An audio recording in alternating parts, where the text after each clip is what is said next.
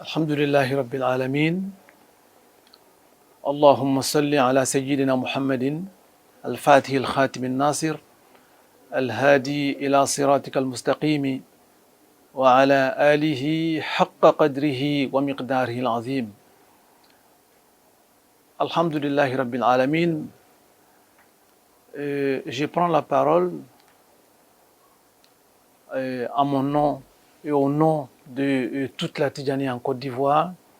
pour parler d'un contexte. Aujourd'hui, le Khalifa général est honoré parce que nous avons reçu une grande délégation de la famille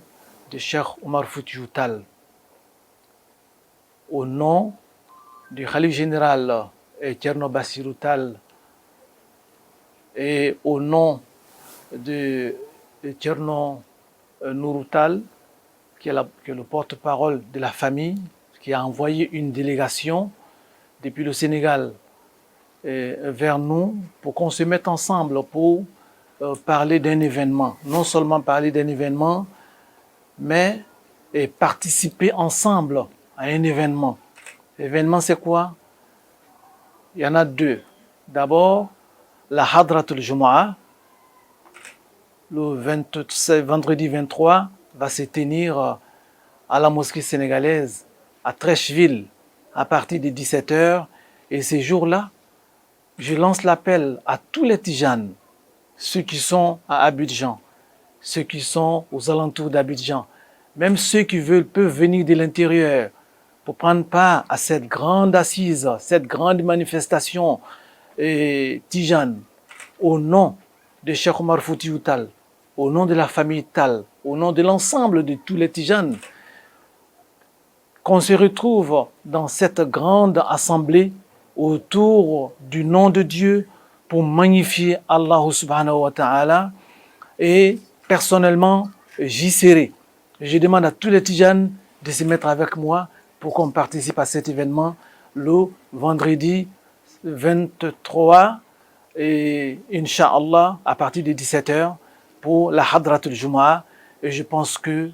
tous ceux qui vont venir vont vraiment prendre des grandes bénédictions parce que ce sont les grandes doigts qui vont se faire. Mais au-delà de cette Hadratul Jumu'ah, puisque le lendemain, il y aura une grande conférence encore. La grande conférence va se faire à l'hôtel Noum au plateau par rapport à la Tijaniya, par rapport à la vie de Cheikh Omar Foutiyou Tall, ses œuvres et tout ce qu'il a fait à travers sa vie, parlant de l'islam et parlant aussi de la Tijaniya à travers le monde, Inch'Allah. Donc, chers frères, chères sœurs, je vous invite à ces deux grandes cérémonies. La Hadratul Jumu'ah, le vendredi 23,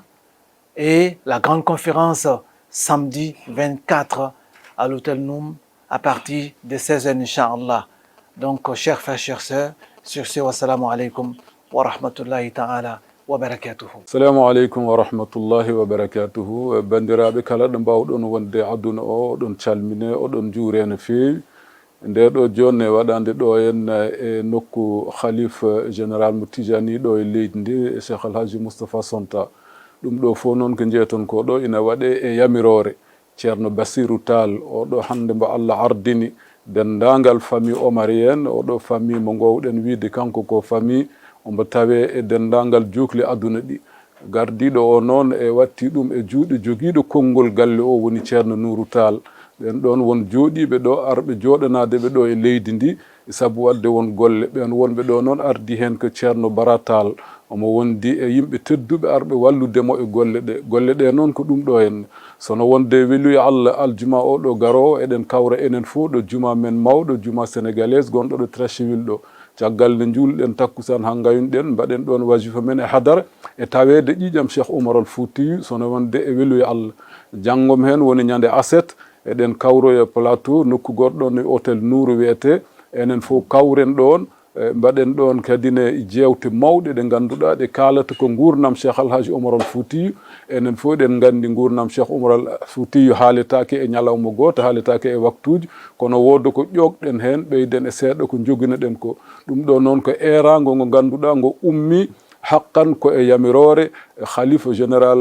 gonɗo ɗo e leydi ndi wondude e ceerno Bassirou Tall gardiɗo dendagal famille omarien hande e joguiɗo konngol galle o mi refta hen ceerno Nourou Tall ɗum noon gandiron noon onon foof oɗon ñaaga garon tengti noon e ñande aljuma wonno tawede hadara aljuma taw ƴiƴam Cheikh Oumar ina jooɗi ɗum ɗon ala fof ko ɓuri ɗum yodde ina tengti kadine noon ina tawe hen jawiyaji gonɗi e leydi ndi fof gonɗi e jimande Cheikh Alhaji Malick Sy radiyallahu anhu jooɗiɓe ɗo ɗe Adjamé e nokkuji ɗi fof inchallah ɗum noon bandiraɓe on noddama ngare e keewal yo Allah hokku en tawede on ɗon ñalawma inchallahu taala wassalamu aleykum wa rahmatullahi wa barakatuh.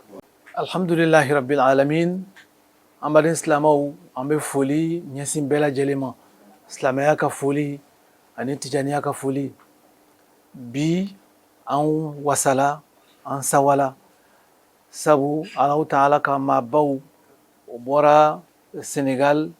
n'o ye Cheikh Oumar Foutiyou Tall ka famille a ka jama o ka an bɛɛ lajɛlen ka khalifa ba n'o ye Oumar Foutiyou Tall, Cheikh Oumar Foutiyou Tall ka khalifa min bɛ yen bi n'o ye Thierno Bassirou Tall ani o ka porte-parole n'o ye Thierno Nourou Tall ale ye mɔgɔw bila ka na Côte d'Ivoire yan ka na koba fila fɔ an ye k'a jira anw na anw silamɛw ani anw tijaniw ko o b'a fɛ ka lajɛnba fila kɛ lajɛ fɔlɔfɔlɔ o ye hadaratul jumaa ye n'a fɔra ko hadaratul jumaa tijaniw bɛ fara ɲɔgɔn kan juma o juma wula fɛ ka zikuru min kɛ o ye kelen ye an b'a fɛ o ka kɛ jumalon kalo tile 23 n'an ko ma vendredi 23 samedi lon conférence ba dɔ fana bɛna kɛ o bɛ kɛ hôtel Noum la o fana o conférence bɛ kɛ Cheikh Oumar Foutiyou Tall a ka ɲɛnamaya a n'a ye baara ɲuman minnu kɛ mais nin koba fila ne yɛrɛ bɛ kuma na ne min ye Côte d'Ivoire khalifa ye n bɛ kuma tijani bɛɛ tɔgɔ la n bɛ tijani bɛɛ lajɛlen wele k'a fɔ o jumalon n'o ye juma kalo tile 23 an bɛɛ lajɛlen ka ɲɔgɔn sɔrɔ wɔlɔfɔ misiri la n'o ye Treichville misiriba ye ka taa hadaratul jumaa kɛ o tuma ne yɛrɛ bɛna n ka zawiya bila olu ka taa ye donc n b'a ɲini tijani bɛɛ fɛ bɛɛ ka taa ɲɔgɔn sɔrɔ yen minnu bɛ Abidjan minnu bɛ Abidjan lamini na minnu bɛ Côte d'Ivoire yɛrɛ dugu wɛrɛw la ni min bɛ se ka wuli ka na an ye na sabu n'a fɔra ko Cheikh Oumar Foutiyou Tall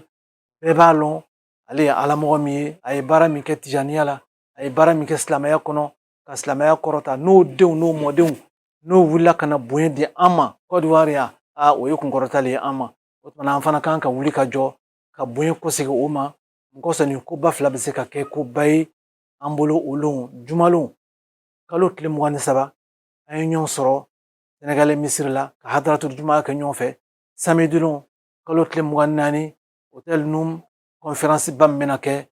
an bɛɛ bɛ taa ɲɔgɔn sɔrɔ inchallah ni mɔgɔ min fana nana hakili la comme journaliste deli b'a la ko a tɛ kɛ basi ye min n'a bɛ dɛsɛ inchallah duwawuba bɛna kɛ jama bɛɛ lajɛlen ye nisɔndiya koba ni ye tijaniya kɛ fɛti ye ya rabbi ka an bɛn a ɲɔgɔn caman ma ala m'o kɛra wassalamu alaikum wa rahmatullahi ta'ala wa barakatuhu. Assalamu alaikum wa rahmatullahi ta'ala wa barakatuhu.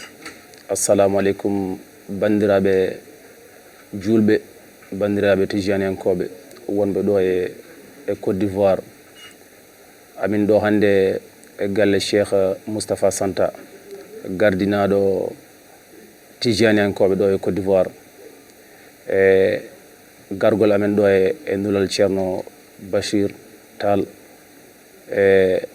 porte-parole Cheikh Nourou Tall yidde andinde bandiraɓe wonɓe ɗo e nder Côte d'Ivoire ko fedde rendo Oumar Foutiyou Tall ene ɗo e nder Côte d'Ivoire ende wonno ɗo ko ɓooyi hewɓe ne gandi ɗum kono min jiiɗi kadi yañude ha yimɓe ɓeydo andude ɗum wonno fedde nde ko fedde diine l'islam nde noddi kala julɗo na ara nadde mayre wonde mayre wonno nde noddi ko rendude ɗum addinide wiyede rendo ko rendinde kala julɗo to woni e andinde yimɓe ɓe hol gonɗo Cheikh Oumar Foutiyou Tall holko liggi holko waɗi e hol nafoore nafi diine l'islam ɗum heewɓe ne nganndi kono noon kadi men nganndini yimɓe mbele yimɓe ne ɓeydo ɓattade ngannda ko fedde nde yahata min noon ko min woni secrétaire général fedde nde ɗo e Côte d'Ivoire ɗo e Abidjan précisément mbiyetemi ko Dahirou Niang mbiɗo wondi ɗo e président fedde nde ne wiye Abou Kane jooɗiɗo ɗo junggam ñaama ɗo emin gondi ɗo e kilifa men momin gardi ɗo en wiye ceerno Baratal ɗum noon ko yidde andin ɗon fedde ndene ɗo kadi min jiiɗi yimɓeɓe daro e hakke darde mumen hakke mbawko mumen beele fedde nde ene yaara yeeso wassalamu aleykum